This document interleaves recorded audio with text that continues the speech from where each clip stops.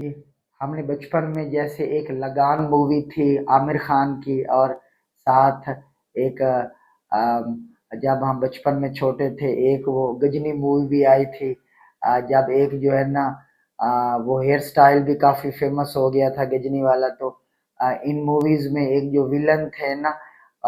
वो है प्रदीप जो है ना रावत के नाम से, उनका नाम जो था ना प्रदीप जो रावत, और वो नेगेटिव रोल में होते थे। और तो जब हम छोटे होते थे तो विलन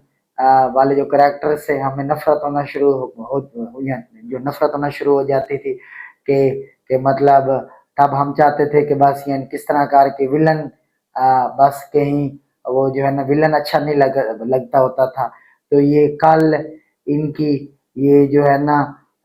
ये कैंसर से लड़ रहे थे, और इनकी एज 80-85 से लड़ रहे थे, और इनकी एज 80-85 ईयर्स ओल्ड थे, और ये कैंसर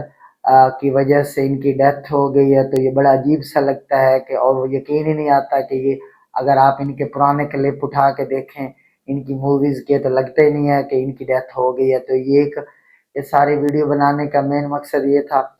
कि जिंदगी बहुत छोटी होती है और ये टाइम का पता ही नहीं चलता, इसलिए हम दूसरों के साथ हमदर्दी इख्तियार करें। जो जिंदगी का जो भी टाइम है खूबसूरती